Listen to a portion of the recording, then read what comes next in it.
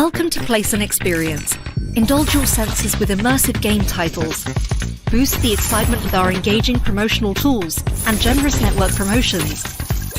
Be in control with XI Viewport Management Tool and experience seamless gameplay powered by X Platform. Enjoy Playson Experience as our partners do in over 20 regulated markets. And get ready to go big. Big play is on. Playson.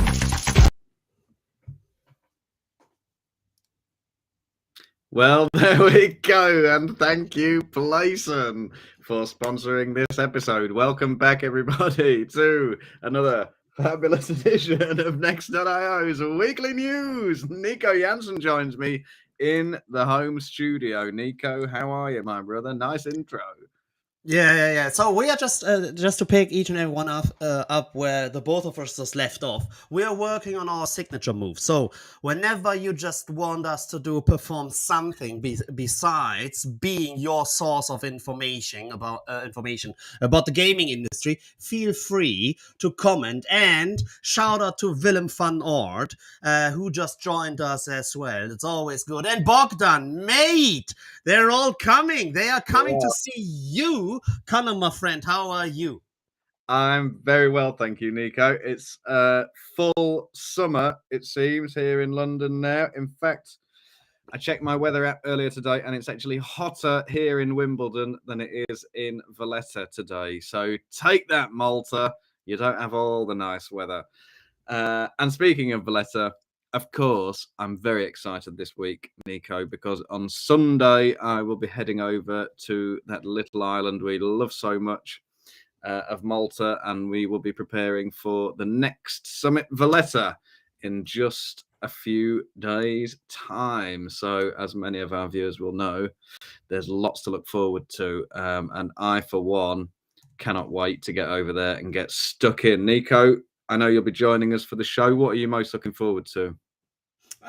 Yeah. So first of all, it's always good seeing the gaming family, which comes over from all over the world to the very nice city of Valletta, which is for sure a place to be.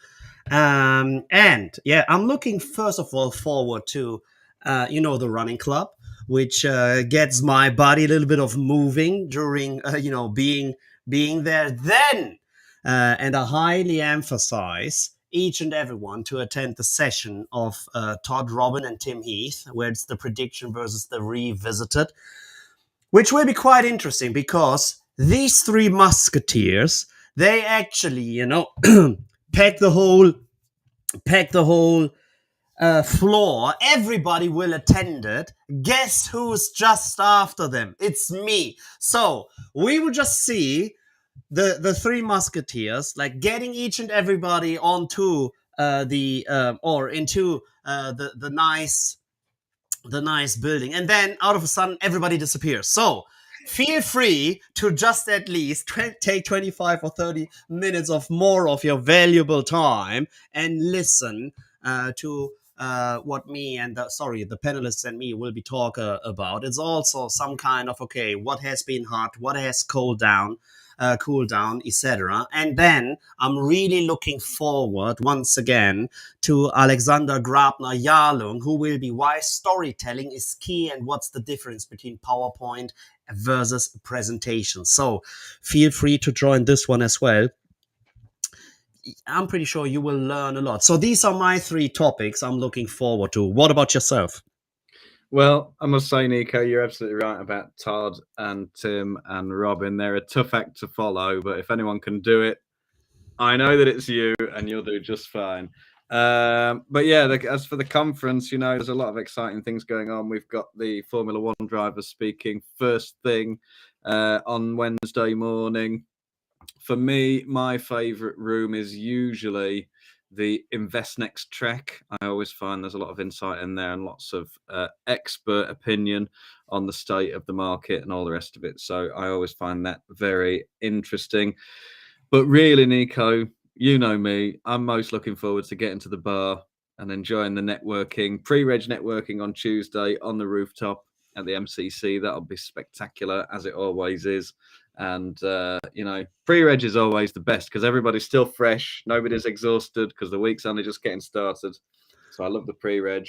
And then Wednesday and Thursday, if you go on the Next.io website, you will find lots and lots of different opportunities for networking, starting, of course, with that rooftop every afternoon after the conference closes. So that's me. If there's an open bar, Nico, I'm there. I won't be going to the running club because I'll be spending my time at the bar. Yeah, the thing is, this is where your professional thing, as you can't, be an embedded correspondent in each and every kind of booming market. You just need to make sure that you have the right information at hand, and this is where your networking skill comes into play. So fingers crossed it will all work out. If you need if you just need a warm intro at someone, just text me and I will make sure also my people will fall for your pretty nice and awesome haircut. It's all coming off tomorrow, Nico. It's too hot to have this heavy hair now as we get into summer. But anyway, yes, lots and lots to look forward to next week. If you see us at the show or at the networking, please come and say hello to me and Nico, because we don't have very many friends, do we, Nico? So it's always nice when our viewers come up and say hi. But today we've got much more to discuss than just Valletta. We have lots of stories for you. We've got a bit of an M&A special this week. We've got a few deals that have just been announced. But I think before we get into that, we should let Nico do his thing as he does each and every week. He brings us the top 10 headlines in just 5 minutes. Nico, 10 in 5. Are you ready to take it away? Okay. Perfect. It's all about taxes. So as Brazil commits to a 15-player price tax, on Tuesday this week, the Federal Revenue Service, RFB of Brazil, confirmed its ruling on personal income tax that will be applied for net prices obtained via betting, lotteries, and online gaming. As anticipated, the RFB approved the government's modality to impose a 15% personal income tax on net prizes and net winnings above Brazilian 2,824, which is roughly 530 euros. And this 15% tax charge will apply at source by operators when crediting customer winnings, which is then based on winnings versus losses. So this tax will just be applied on your net revenue. While, and this is quite funny, in North Carolina and other states, force sports betting losers to pay up. An article which was circulated by Nathan Goldman and Christina Llewellyn, both associate professors at accounting, called on the North Carolina legislature to immediately fix the problem. And the problem is pretty simple. There's a flat tax of 5.4% on gambling winnings. As an example, if you bet $22 and win $20, that $20 will just won is being taxed at 5.4% directly.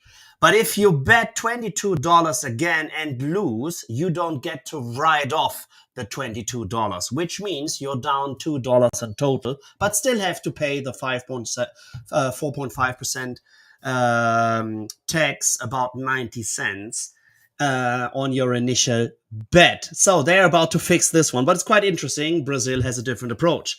Then finalizing on the topic, which we dealt for quite a long time, as the former interpreter in the Major League Baseball of Shohei Ohtani, Mr. Mizuhara, finally pled guilty to federal charges. So the Japanese baseball great Shohei Ohtani's former interpreter Mizuhara has agreed to plead guilty to federal charges. He fraudulently wired nearly 17 million stolen from the athlete's bank account to pay off his gambling debts, court records showed on Wednesday. So I'm pretty sure this topic might be off now, but you never know. Then Shout out once again to our friend Senator Adebu, as he just proposed a new bill which will change the regulation on daily fantasy sports in New York. So, State Senator Joe Adebu brought out the big names at the state capitol this week in support of a bill that he says would modernize daily fantasy sports in New York.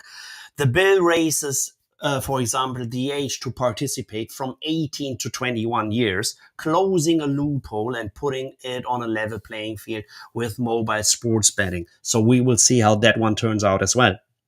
Staying in the US, as Wynn talks up New York and Thailand plans after a record Q1. Wynn Resorts CEO Craig Billings reported a Q1 revenue at Wynn amounted 1.86 billion US dollars, which represents an up of 30.8% from last year's total. Billings also hinted a further expansion for Wynn besides heading over or already building the UAE resort.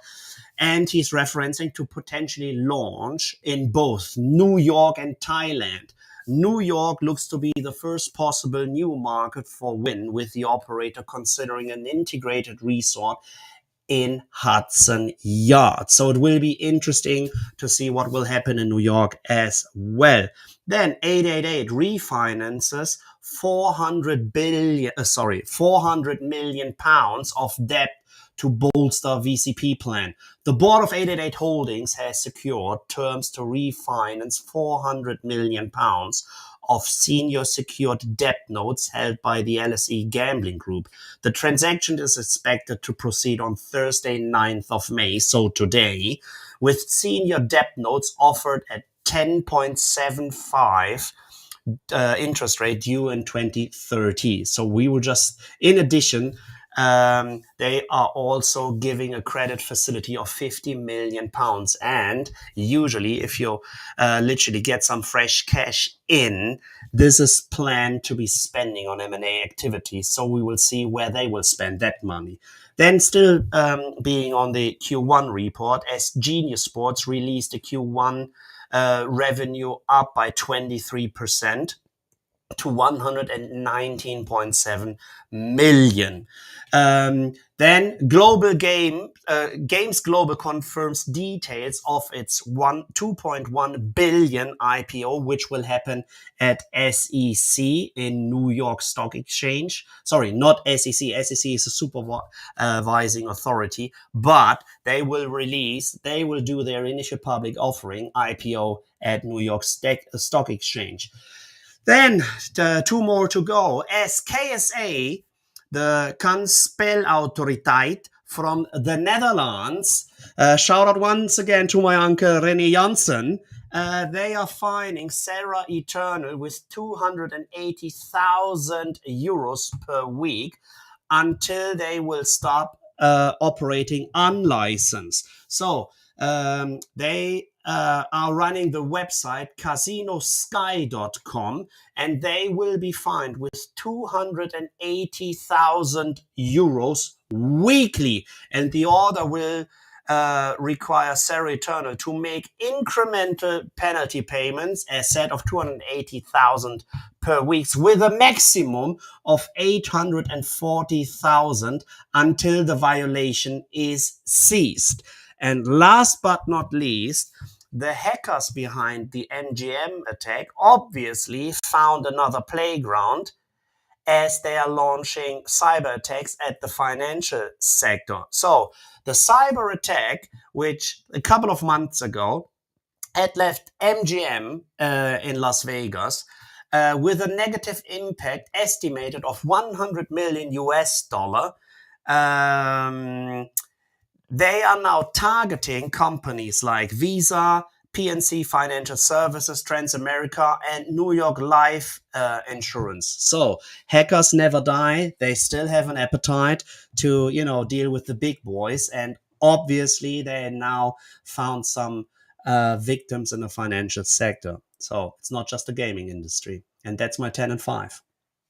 There you go. Well done, Nico. I think that was about 10 in 10. So that's pretty good for you. That's not bad. Yeah, there you go. Just goes to show the importance of cybersecurity, I guess. But anyway, those were our 10 in 5. We are moving on to our biggest stories of the week. We promised you an M&A special, and here we go. The first story we have is all about Super Group. That's the parent company of Betway and Spin, their two main brands. If you remember, Nico, Super Group went public on the New York Stock Exchange, I think in 2022 at about $8 a share, maybe $8.50 a share. They're currently trading at $3.50, so not the best performance since their IPO. Maybe that was one reason we saw so few IPOs after that, because they didn't perform like they used to. But anyway, yesterday, I think Super Group announced its Q1 2024 results and also announced that it had entered into a 140 million euro agreement to take control of its sportsbook technology from long-standing tech partner Apricot. So that's going to be how it works now. They've been using this supplier for a long time to provide their sportsbook tech, but now they want to bring that tech in-house and realize some synergies there, I think. So there's going to be 140 million consideration up front, I believe. But there's also a pretty massive earnout that could be added on to this, which could bring the total deal value to 350 million euros over the next 10 or 11 years. So alongside the initial payment, there could be additional earnout payments worth up to 210 million euros if Super Group's revenue more than doubles through an earnout period that runs to the 31st of December 2035. So it's a very long-term deal. There's obviously a kind of long-term perspective on this as far as Super Group is concerned. And that earnout is going to be calculated as a percentage of monthly sportsbook net gaming revenue. So the more money Super Group makes, the more it will have to pay to Apricot. So there you go. But there will also be cost efficiency gains related to the deal, according to Super Group, because there will be two teams who were previously working separately coming together. So that's nice, isn't it? It's nice to be together, isn't it, Nico? So just want to look a little bit at the kind of the rationale behind this deal, beyond the cost savings, long-term cost savings of bringing those two teams together and integrating the technology. Basically, I think Super Group has a long-term goal to fully own its own sportsbook technology across all the markets where it operates. It is very much a global business. It has operations in just about every region you can think of. And they also hinted at the possibility of further M&A, because they said that if they wish to build or buy any other brands in the future, they'll be able to host those brands on the Apricot tech stack. So there you go. I think it's going to be a particular benefit to Bogdan coming at us with the detailed analysis, as always. I think they actually cancelled the debt of Apricot, and that was the 140 million, or a large part of it. Okay, well, there you have it. So, well, seems I need to do a little bit more research into this, Bogdan. Maybe we'll catch up afterwards. But there you go. So the Super Group said that it's going to have a big impact, I think, on their African operations. It's one of the few international operators who's kind of had pretty good success in Africa, I think.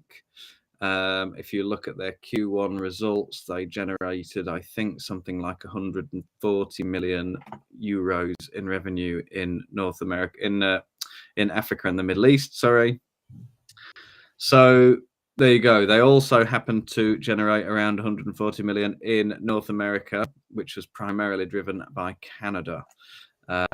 So I think when Super Group did their IPO a couple of years ago, one of the big things on their mind was this kind of breaking into the US. Obviously, they're listed in New York, so it was kind of having a very American focus. And it hasn't really happened for them yet, has it, Nico? I think the success they've had in Canada has been very much driven by Spin, which is an iGaming online casino focused brand. So the sports betting sector in America hasn't really paid many dividends for them.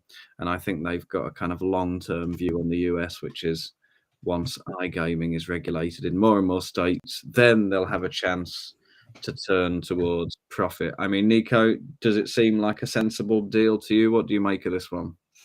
So first of all, it seems like a sensible deal, and just touching down on your last statement, where the CEO Neil Munchie just said about the US, Is it? this is sorry, that this is a waiting game, like for anyone else except the DraftKings, the FanDuels.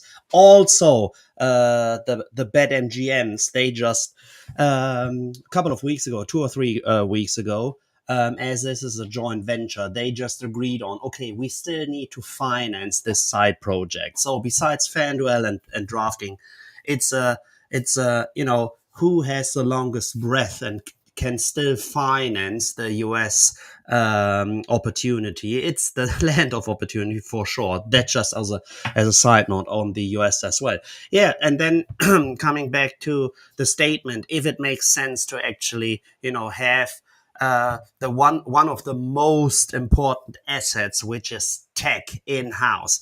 Just remember when all the big guys from the US headed over to Europe to actually buy the tech.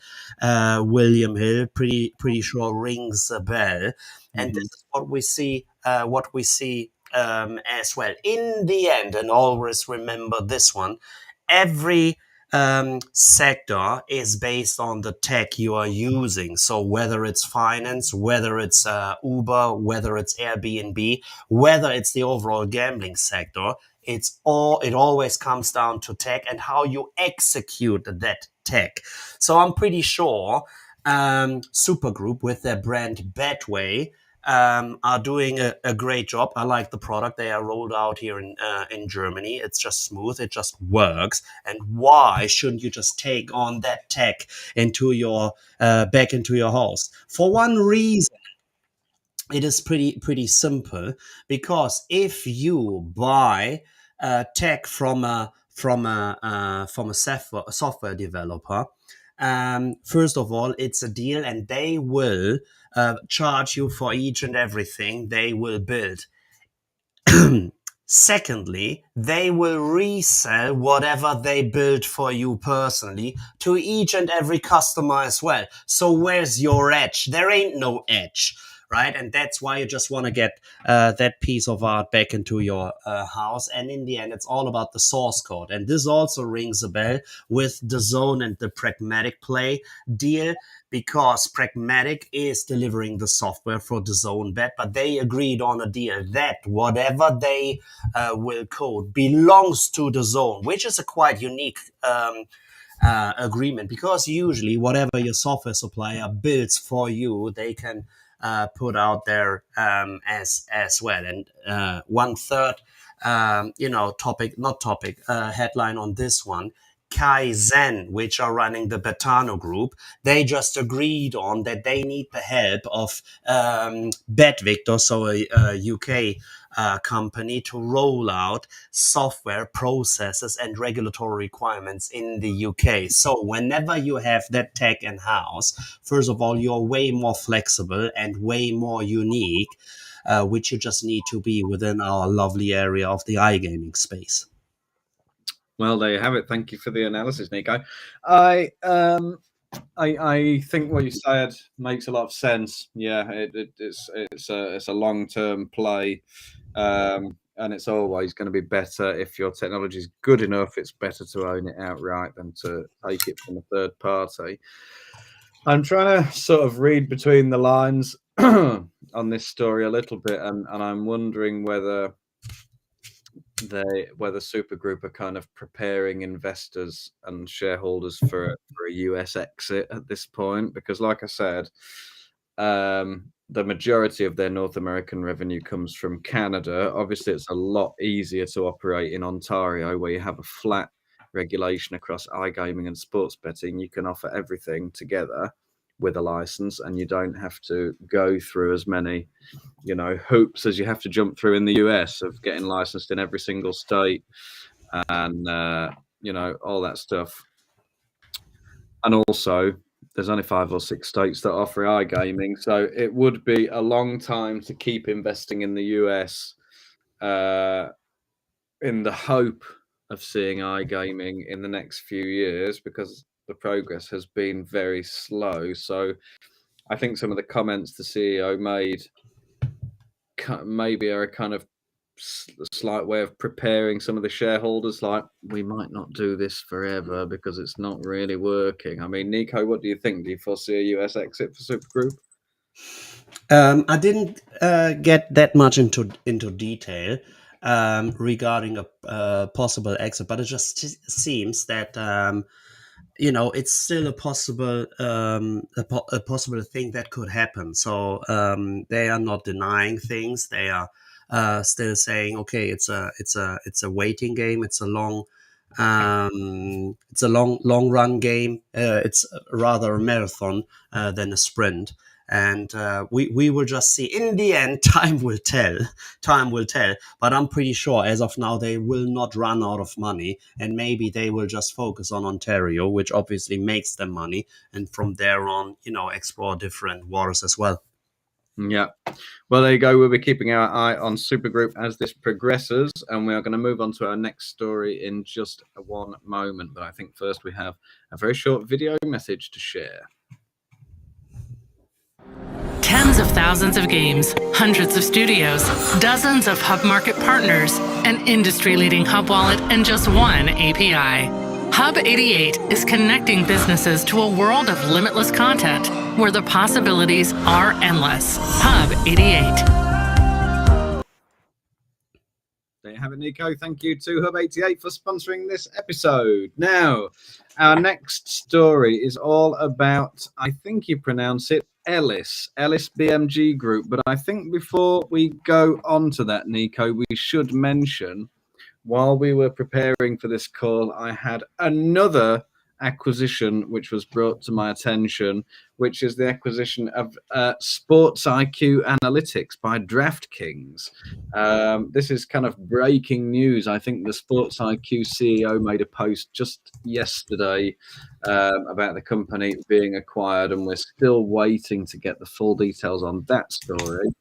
But my colleague Zach is working diligently to bring that story to you. So keep your eyes on the Next.io website this afternoon, and we should have some more detail on Sports IQ. But that's the fast-paced moving world of iGaming and sports betting, Nico. There's always another deal to comment on. Now, speaking of which, as I mentioned, Elys BMG Group, which you may know as Elys Game Technology, or you may, if you go way back prior to 2020, you may know them as Newgioco Group, because they've had a couple of rebrands since then. But on Tuesday, Elys Group disclosed that it has entered into an agreement to sell the Newgioco brand, which is a B2C brand in the Italian market. So, as I mentioned, this business used to all fall under the Newgioco umbrella.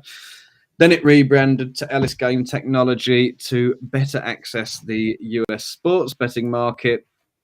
And then again in January 2024, it rebranded to Elys BMG Group. Now, Newgioco has been trademarked in the Italian market since 2015, but it maintains a pretty small footprint in that market. It doesn't usually come up as one of the leading market shareholders if you look at an analysis of the Italian market.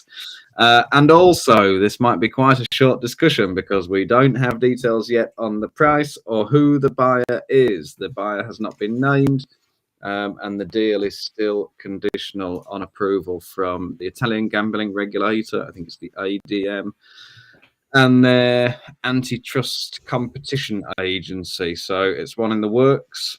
But Elys was used to be, I don't know exactly what the position it's in now, but it was listed on the NASDAQ, so it still has obligations in terms of filing certain things to the SEC. So this all came out in an SEC filing yesterday. And yeah, there'll be another update, I think, as this deal progresses. But we don't have a huge amount of information on this. But I think fair to say Elys is trying to kind of streamline the business a little bit. I I think they've been through pretty tough times in the last few years. They delisted from the Nasdaq Stock Exchange in October last year because the share price had slipped below $1 and stayed there for too long. That's one of the Nasdaq listing rules. You have to have a minimum share price of $1. So maybe they're trying to streamline now, take things in a different direction. One positive thing recently from Elys's recent history is that it's got a market access deal with Caesars, and it's been cleared to launch in Colorado through its sportsbet.com brand, which is a pretty good domain name, if nothing else. Nico, what do you think? I know there's not much information available on this one, but Unfortunately not. But quite interesting was the delisting in 2023, as you mentioned. So you have a minimum requirement of having a price of $1. As soon as you fall below the $1, you become a penny stock. So whoever once dealt with penny stocks, the Wolf of Wall Street rings a bell. So that was his home turf. Within these penny stocks, as soon just picturing the price is 10 pence or 10 cents, you gain by 10 cents. It's 100% up. So this is where fraud is actually invited, and that's why it's a minimum requirement of being listed with a minimum price of $1. Usually, you have a supporting bank which usually run the IPO as well, and they invest into that stock. So you actually hit the mark of $1. Which will keep you safe on the New York Stock Exchange. So that just as a background information. And as you already mentioned, we don't have a lot of information yet regarding that overall deal. But for sure, Italy is a hot market, or can become a hot market once again. Just remember, SKS 365 has been sold as well, which was one of the biggest Italian gaming companies, especially with their retail sports betting. So for sure, we will see some movement in Italy as well. And just touching down on what you mentioned, and the both of us know that Zach is already having his hands deep inside with the Sports IQ and DraftKings. It has actually just been released 17 hours ago via a LinkedIn post by Omar Dor, who is the CEO of Sports IQ. It's a Canadian-based company. Fingers crossed, as soon as anything hits the news. As said, as of now, it's pretty much just a LinkedIn post, but I'm pretty sure just follow the next IO articles and Zach will release something within a short period of time. And it's quite interesting that also the FanDuels and the DraftKings are making M&A moves big time now to diversify their offering portfolio.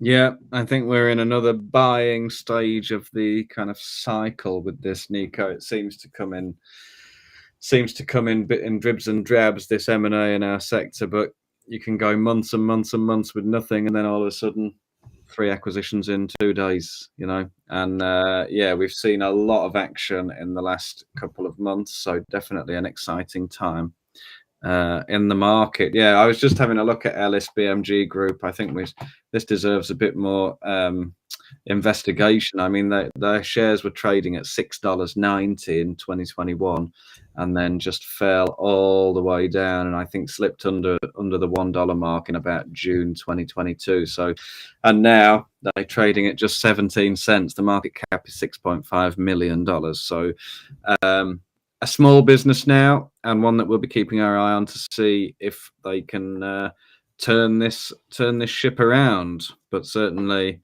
no longer the major player it may once have been, Nico. But there you have it. That was our weekly news for this week, and we should say thank you once again to Bogdan and to Willem and everybody else in the comments and in the audience for joining us, and to Playson and to Hub88 for supporting us. And of course, as we mentioned right at the top of the show, come and find me and Nico in Valletta next week. maybe we'll do weekly news live and in person for all of our viewers. We'll gather them together on the MCC rooftop and read out some of the biggest headlines of the week. What do you think, Nico? That sounds lovely. That will be actually a lot of fun. Oh, putting the both of us on the hot seats while we can get asked questions, having no chance to actually look at notes. That will be fun. So, but we will just see. And as said by Connor, always feel free to just stop by and have a chat with us. Please feel free to as said, approach us, challenge us. We are very likable persons, and Connor looks even way better live and in person, be assured. Thanks, Nico. I appreciate that, and I know I can always count on you for your support. Thanks, everyone, for watching, and thanks, Nico, once again, my partner in crime, to you. Have a nice rest of your week, everyone, and we'll see you next time. Bye.